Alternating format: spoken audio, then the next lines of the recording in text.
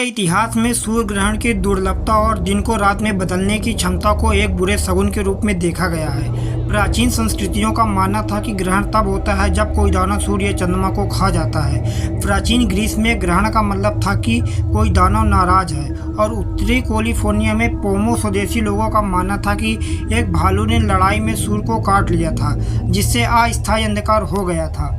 हिंदू परंपरा के अनुसार सूर्य ग्रहण को दैवी घटना माना जाता है और इसे अशुभ माना जाता है। हिंदू धर्म के अनुसार धार्मिक मान्यता के मुताबिक राहु और केतु हर साल सूर्य और चंद्रमा को निगलते हैं। शास्त्रों के मुताबिक राहु और केतु के कारण ही सूर्य ग्रहण और चंद्र ग्रहण लगता है। सूर्य ग्रहण के दौरान नकारात्मक ऊर्जा को दूर करने के लिए उपवास, अनुष्ठान, स्नान और प्रार्थना की जाती है। लेकिन हमारे साइंटिस्टों के अनुसार सौभाग्य से ग्रहण से केवल आपकी आंखों को ही खतरा होता है। ग्रहण सौरमंडल में हमारे लिए एक नाटकीय प्रमाण है, जो तब होता है जब सूर्य, चंद्रमा, पृथ्वी एक सीधे में होते हैं। इसे देखना विनाशकारी हो सकता है। इस वीडियो में आज हम जानेंगे कि सूर्य ग्रहण को कैसे देखते हैं। क्या यह एक धार्मिक घटना थी जो आपको मैंने शुरुआत में बताया, या फिर साइंस के रिसर्च के अकॉर्डिंग सौरमंडल में एक कार्यशील प्रक्रिया है जिसे मैं आगे बताने वाला हूँ, जो कि एक निश्चित समय में स्वतः ही घटित होती है।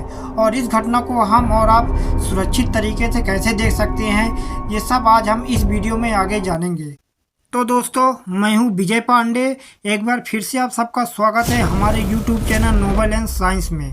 तो चलिए इस वीडियो में हम आगे बढ़ते हैं। दोस्तों, सूर्य ग्रहण तब होता है जब चंद्रमा सूर्य और पृथ्वी के बीच से होकर गुजरता है। जब सूर्य, चंद्रमा और पृथ्वी एक सीध में आ जाते हैं तो पूर्ण ग्रहण होता है। ऐसा इसलिए होता है क्योंकि सूर्य का व्यास चंद्रमा के व्यास से 400 गुना है, लेकिन संयोग से यह 400 गुना दूर भी है। ग्रहण के दौरान चंद्रमा अस्थायी रूप से सूर्य को ढक लेता है, जिससे कुछ समय के लिए दिन का प्रकाश छुप जाता है और पृथ्वी के एक हिस्से पर छाया पड़ जाती है। इस छाया के दो भाग होते हैं। पहला अम्बरा, जहां सूर्य का प्रकाश पूरी तरह छुप जाता है, जिससे पूर्ण ग्रहण का अनुभव होता है, और दूसरा पेनब्रा, जहां केवल सूर्य का कुछ ही प्रकाश छुपा होता है, जिससे आंशिक ग्रहण का अनुभव होता है। पूर्ण सूर्य ग्रहण में लगभग पूर्ण अंधकार का समय होता है, जबकि आंशिक ग्रहण में कुछ हिस्सा छुपा हुआ होता है और कुछ हिस्से का प्रकाश खुला हुआ होता है। आंशिक सूर्य ग्रहण प्रतिवर्ष कई बार होता है, लेकिन पूर्ण ग्रहण बहुत कम बार होता है। सूर्य ग्रहण का आरेख अम्बरा चंद्रमा की छाया का एक काला केंद्र है और पेनब्रा द्वितीयक छाया है। यदि आप अम्बरा के मार्ग में हैं तो आपको पूर्ण ग्रहण दिखाई देगा। पहले हम जानेंगे वलयाकार ग्रहण क्या है और ये क्यों घटित होता है। दोस्तों, वलयाकार ग्रहण एक प्रकार का सूर्य ग्रहण है। इसे रिंग ऑफ फायर ग्रहण भी कहा जाता है। वलयाकार ग्रहण तब होता है जब पृथ्वी से हमें चंद्रमा की चौड़ाई का आभास सूर्य की चौड़ाई से ज़्यादा होता है, और इसलिए चंद्रमा सूर्य को पूरी तरह से ढक नहीं पाता है, जैसा कि सूर्य ग्रहण में होता है। हम अभी भी उसके किनारों को देख पाते हैं। इस प्रकार का ग्रहण इसलिए होता है क्योंकि पृथ्वी के चारों ओर चंद्रमा की कक्षा पूर्णतः वृत्ताकार न होकर अंडाकार होती है। इसलिए कभी कभी चंद्रमा अन्य समय की तुलना में पृथ्वी से अधिक दूर हो जाता है और छोटा दिखाई देता है। अब दोस्तों, यदि बात की जाए सूर्य ग्रहण आखिर कितने बार होता है, तो हर साल 2 से 5 बार सूर्य ग्रहण होते हैं और हर 18 महीने में एक पूर्ण ग्रहण होता है। आप उस ग्रहण को देख पाएंगे या नहीं, यह इस बात पर निर्भर करता है कि आप दुनिया में कहाँ हैं। जैसे जैसे पृथ्वी घूमती है, पृथ्वी पर चंद्रमा की छाया और ग्रहण का दृश्य पश्चिम से पूर्व की ओर हो जाता है। पूर्णता का मार्ग वह क्षेत्र है जिसमें पूर्ण ग्रहण पूरी तरह से दिखाई देगा। पथ के बाहर के क्षेत्र में दर्शक आंशिक ग्रहण का बिल्कुल भी ग्रहण नहीं देख पाएंगे। सामान्यतः पूर्ण सूर्य ग्रहण किसी एक स्थान में हर 400 वर्ष में दिखाई देता है। दोस्तों, अब हम बात करेंगे सूर्य ग्रहण के समय चंद्रमा किस अवस्था में होता है। सूर्य ग्रहण केवल नए चंद्रमा चरण के दौरान होता है। ऐसा इसलिए है क्योंकि पृथ्वी पर हमारे नज़र से सूर्य ग्रहण के दौरान सूर्य चंद्रमा के पीछे होता है और वह भाग प्रकाशित होता है जिसे हम देख नहीं सकते हैं, जिससे हमारे सामने वाला भाग अंधकार में रहता है। यह नया चाँद ग्रहण के साथ मेल नहीं खाता है, क्योंकि सूर्य, चंद्रमा और पृथ्वी को इस तरह से लाइन में आना चाहिए कि चंद्रमा की छाया हमारे ग्रह पर पड़े, और ऐसा हमेशा नहीं होता है। ऐसा इसलिए है क्योंकि पृथ्वी के चारों ओर चंद्रमा की कक्षा सूर्य के चारों ओर पृथ्वी की कक्षा की तुलना में थोड़ी झुकी हुई होती है। यदि पूर्णिमा के समय चंद्रमा, सूर्य और पृथ्वी एक सीध में आ जाते हैं तो चंद्र ग्रहण होता है। इस स्थिति में पृथ्वी सूर्य और चंद्रमा के बीच से गुजरती है और चंद्रमा पर अपनी छाया डालती है।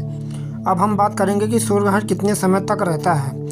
तो दोस्तों, पृथ्वी और चंद्रमा सदैव गतिशील रहते हैं, इसलिए ग्रहण अस्थायी घटनाएं हैं। हाल ही के इतिहास में सबसे लंबा सूर्य ग्रहण 11 जुलाई 1991 को हुआ था, जो 6 मिनट 53 सेकंड तक चला था। चंद्रमा को सूर्य के सामने से गुजरने में कई घंटे लग सकते हैं, लेकिन पूर्ण ग्रहण का वह समय, जिसे पूर्णतः कहा जाता है, केवल कुछ ही मिनटों तक रहता है।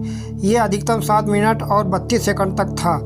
पूर्णता की अवधि अलग अलग होती है, क्योंकि चंद्रमा और सूर्य को स्पष्ट आकार पृथ्वी से उनकी दूरी के आधार पर बदलता रहता है।